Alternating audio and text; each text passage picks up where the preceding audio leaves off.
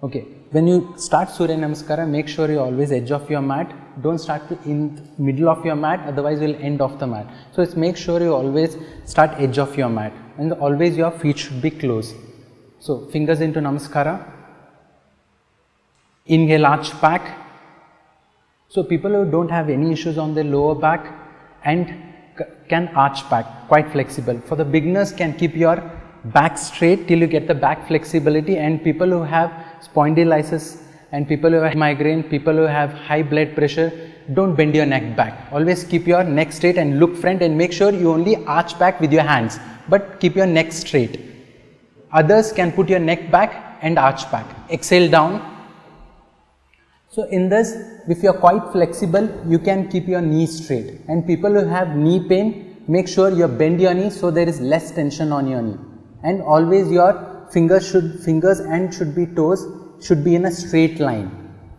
And people are not quite flexible, cannot go down straight, you can bend your knees and put your hand down. People who are flexible can straight your knee. Straight your knee, yeah. Inhale, right leg back. So in this posture, your knee should be always perpendicular to your big toe. Don't push your knee front. In the frequent, when you start doing Surya Namaskara daily, you will have the pressure on your knee. So make sure you always keep your knee straight, you don't bend your knee. Hold your breath, other leg back to plank. In this posture, make sure your fingers are widely spread so that there is less tension on your arms and on your wrist. So always fingers widely spread, and I have seen a lot of people pressing their lower back down, you will hurt your lower back. Always your plank should be straight, your core should be strong, and you should be in a straight line. Exhale, drop your knees and chin down. So you can see her toes are touching down, her knees, her chest and chin. So if you are beginner and you can't go down chest and chin, you can drop your abdomen down. Otherwise, it's abdomen up. Then inhale into full cobra. So you're always in the Bhujangasana or cobra, your toes should point out and your elbow should be slightly bent.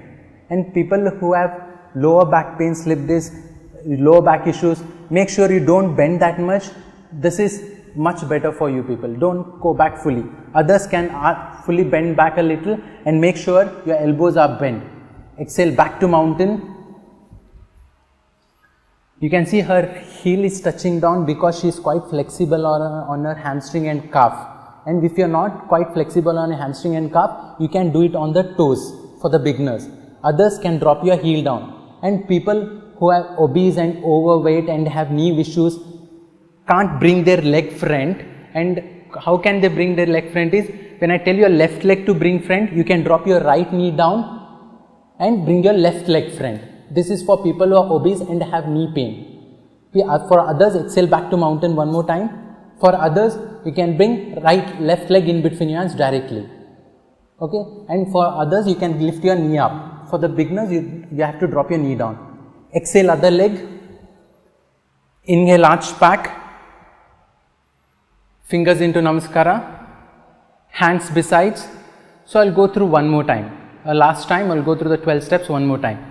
1, fingers into Namaskara. 2, inhale, arch back. 3, exhale down. 4, inhale, right leg back. 5, hold your breath, other leg back. 6, exhale, drop your knees and chin down. 7, inhale into full cobra. 8, exhale, leg back to mountain. Inhale, left leg in between your hands. Exhale, other leg. 10. 11, inhale, arch back. 12, fingers into Namaskara. Hands.